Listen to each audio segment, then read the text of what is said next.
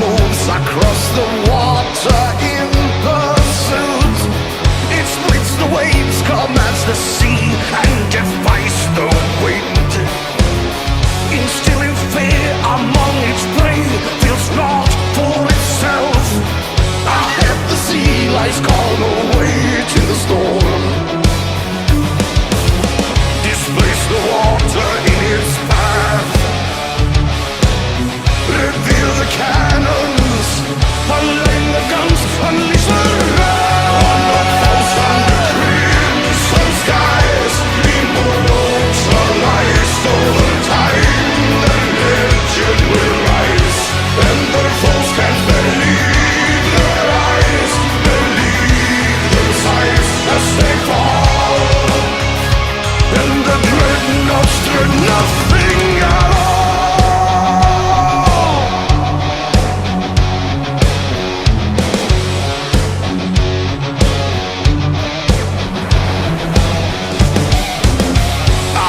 Steel and all big guns to serve the fleet. Unrivaled firepower riding the waves to war. A devastating blow and send their foes down below. Fearless armada now bombarding the shore. Light up the night when cannons roar. In fear of nothing, they lead the Navy to war. On the coast under crimson skies, immortalized over time, their legend will rise, and their foes can't believe their eyes, believe their sights as they fall, and the dreadnoughts dread nothing at all.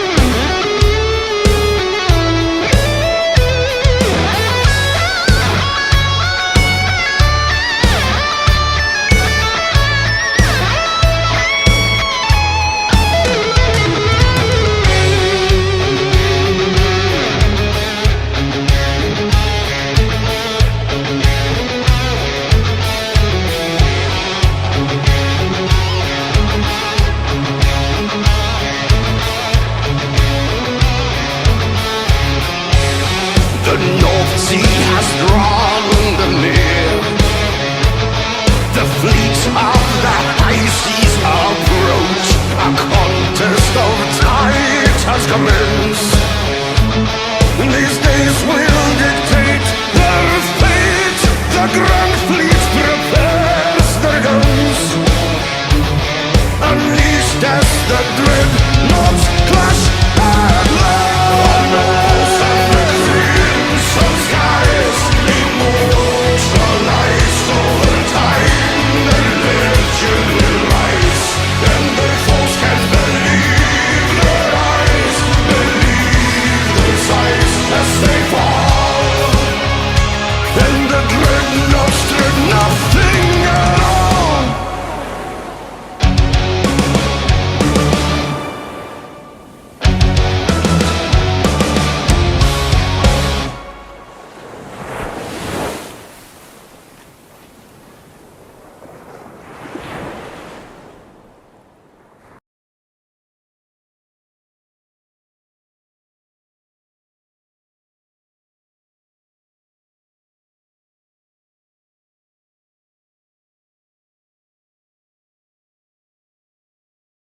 This is the 5-minute guide to the Yamato-class battleships of the Imperial Japanese Navy. The Yamato-class were the largest and most heavily armed battleships ever actually built, and as such have achieved a kind of semi-legendary status.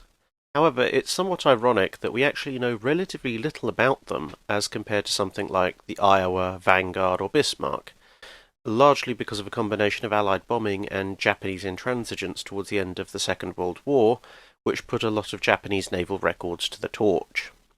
But fortunately, enough survived to have a reasonable idea of what the ships were.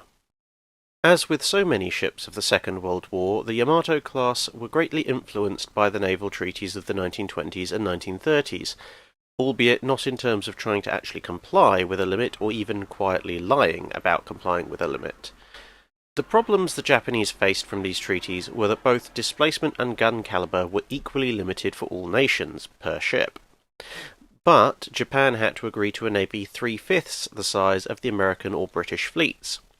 This in turn meant that Japan would almost certainly lose a war with either nation relatively quickly, simply due to her fleet being significantly outnumbered. In the 1930s, the Japanese government was rapidly becoming militant and expansionistic, with the aim of making the Western Pacific region into the territory of the Japanese Empire.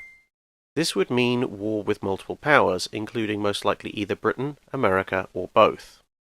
Both of these nations started with larger fleets and had vastly more industrial output than Japan, so would hold both the short-term advantage of numbers and the long-term advantage of simply being able to outbuild the Japanese.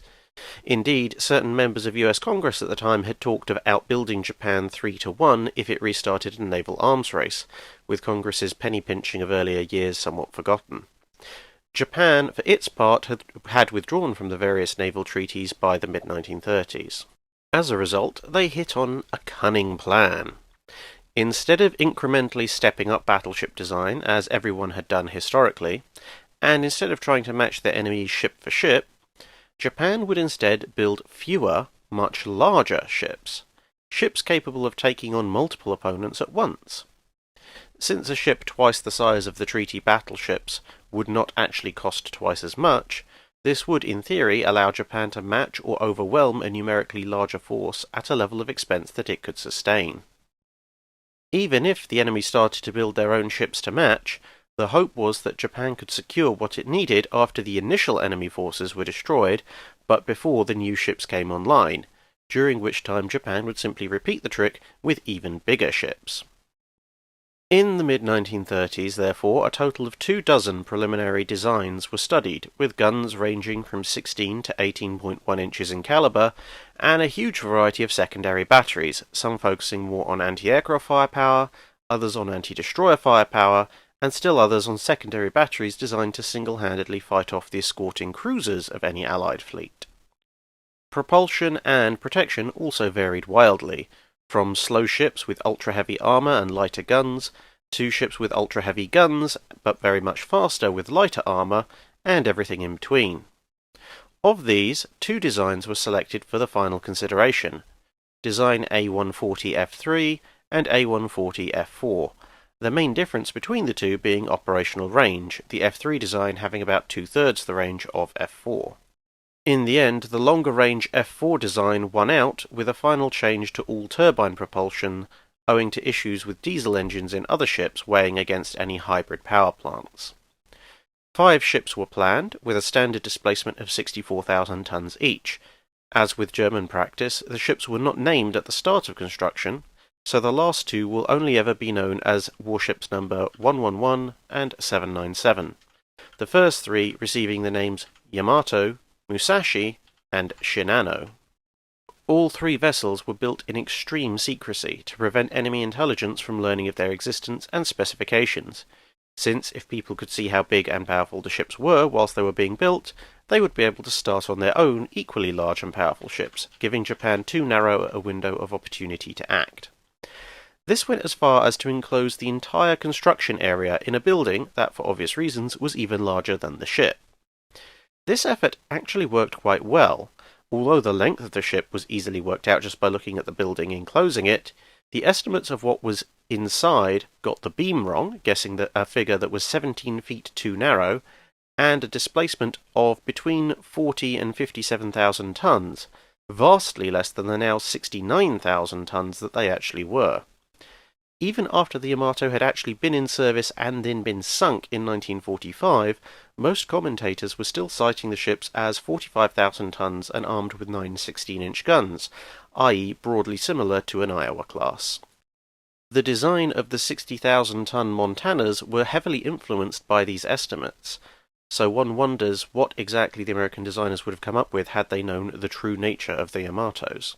The actual main battery of the ships was of course 9 460mm or 18.1-inch naval guns, mounted in 3 huge turrets, each of which weighed more than a typical 1930s-era destroyer.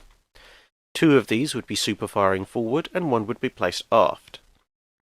As well as the usual AP and HE shells, they could also fire Type 3 anti-aircraft shells. In these shells, a time fuse was used to set how far away the shells would explode, and each shell, upon detonation, would release 900 incendiary-filled tubes in a 20-degree cone facing towards incoming aircraft, along with the remains of the shell itself in the form of steel splinters. Each tube would burn for about 5 seconds at 3,000 degrees, with a 5-meter or 15-foot flame. Whilst hugely visually impressive, these shells inflicted severe damage on the barrels of the main guns themselves, and in the event US pilots considered these shells to be more of a pyrotechnics display than a competent anti-aircraft weapon. The original secondary battery was made up of 12 6-inch guns in 4 triple turrets, 1 forward, 1 on each wing, and 1 aft, giving it a broadside equivalent to many light cruisers. The turrets were literally lifted off the Megami-class cruisers when these had been rearmed with twin 8-inch guns. The initial anti-aircraft battery consisted of 12 5-inch guns in 6 twin turrets, 3 on each side, and a further 24 25mm anti-aircraft guns, primarily mounted amidships. In 1944, both ships had massive anti-aircraft upgrades. The 2 6-inch wing turrets were removed and replaced with 3 additional 5-inch twin turrets each, bringing these up to 24 guns total, with vast numbers of extra 25mm guns installed for a total of 162 such weapons. Although these are widely regarded as the single worst anti-aircraft weapons of the war, using 15-round magazines and having numerous issues with accuracy and range. The ship also had 2 twin mounts for 13.2mm anti-aircraft machine guns, 1 on each side of the bridge.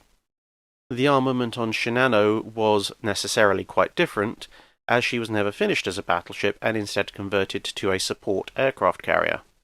No primary or secondary guns were carried, instead 16 5-inch guns, 125 25mm anti-aircraft guns, and 336 5-inch anti-aircraft rocket launchers in 12 28-barrel turrets were installed.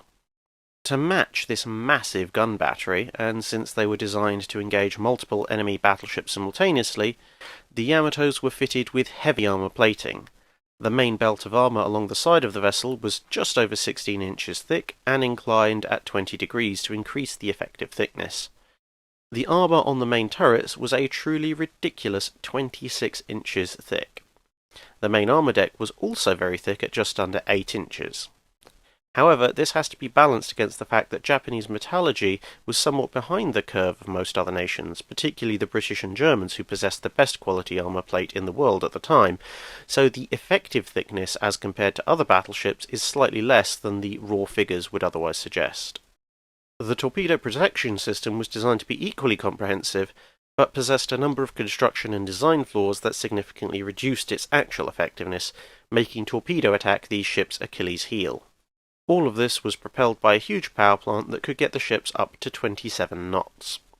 Yamato was ordered in March 1937, laid down in November of the same year, launched in 1940, and commissioned a few days after Pearl Harbor on the 16th of December 1941, joining the fleet in May 1942. Yamato served as the flagship of the Japanese combined fleet during the Battle of Midway, but as an aircraft carrier fight, the ship didn't actually engage enemy forces during the battle. The next 2 years were spent mostly in various ports, with deployments mainly in an attempt to counteract American carrier raids on Japanese island bases. On the 25th of December 1943, she suffered major torpedo damage at the hands of the USS Skate, and was forced to return to the Kure naval base for repairs and structural upgrades. Her next major engagement would be in 1944 at the Battle of the Philippine Sea, serving as an escort to a Japanese carrier division, followed by a role in the Center Force at the Battle of Leyte Gulf, where she finally got to use her guns against an enemy vessel for the first, and as it turned out, only time, helping to sink the American escort carrier Gambier Bay and the destroyer Johnston before she was forced to turn away by torpedoes from USS Harem, which put her out of combat. Musashi was ordered in March 1937, laid down a year later, launched in November 1940 and commissioned on the 5th of August 1942. With nothing major of note in her first few years of operation, on March 1944 she sustained moderate damage near the bow from one torpedo fired by the American submarine Tunny. Shinano was laid down as the third member of the Yamato class, to a modified design where most of the original armour values were slightly reduced in order to add protection for fire control equipment and lookout positions, and to allow the 5-inch secondary armament to be replaced with 3.9-inch guns. But following the Japanese defeat at Midway, construction of the Shinano was suspended. The hull was then rebuilt as an aircraft carrier. She was not meant to be a frontline vessel, but a 64,800-ton support vessel that would be capable of ferrying, repairing, and replenishing the air fleets of other carriers. Shinano was launched on the 5th of October 1944 and commissioned little more than a month later on the 19th of November. 10 days after that, in the early morning, Shinano was hit by 4 torpedoes from the USS Archerfish. Although the damage seemed manageable, poor flooding control caused the vessel to list to starboard, and shortly before midday she capsized and sank, making her the largest naval vessel to ever have been sunk by a submarine. Yamato and Musashi would both meet spectacular ends. On the way to Leyte Gulf, Musashi was sank on the 24th of October 1944 during the Battle of the Sibiyan Sea, taking 17 bomb and 19 torpedo hits to put down. Yamato would be sunk on the 7th of April 1945 by a total of 386 American carrier aircraft during an attempt at fulfilling Operation 10 Go, receiving 10 torpedo and 7 bomb hits before capsizing, followed by the detonation of her main magazines. The Americans had learned from the Musashi, which had been attacked from all directions and gradually settled over several hours. Yamato instead received attacks that were all concentrated on one side, resulting in the ship capsizing from massive flooding after significantly fewer hits. Warship number 111 was also supposed to incorporate the improvements of Shinano.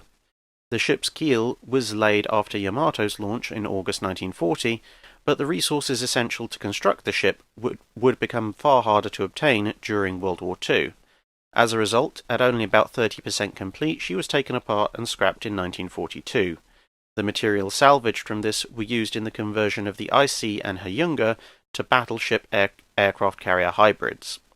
The fifth vessel, warship number 797, was planned as an improved version of the Shinano design, but was never actually laid down. Finally, 2 battleships of an entirely new, larger design were planned as part of the 1942 Fleet Replenishment Program. Design A150 was based on the Yamatos and would have had a main battery of 6 20-inch guns in 3 twin turrets, and secondary dual-purpose armament of 24 3.9-inch dual-purpose guns in twin mounts. The displacement was to be bigger than the Yamatos, with a side armour belt of 18 inches planned. As mentioned at the outset, records of the ship are incomplete. Although firebombing had destroyed some records, on the eve of the Allies' occupation of Japan, special service officers of the Imperial Japanese Navy destroyed virtually all remaining records, drawings, and photographs of or relating to the Yamato-class battleships, leaving only fragmentary records of the design characteristics and other technical matters. The destruction of these documents was so efficient that until 1948 the only known images of Yamato and Musashi were those taken by United States Navy aircraft involved in attacking the 2 battleships. Although a number of additional photographs and information from documents that were not destroyed have come to light over the intervening years, the loss of the majority of written records for the class has made extensive research into the Yamato class somewhat difficult. Because of the lack of written records, information from this class largely comes from interviews with Japanese officers following Japan's surrender.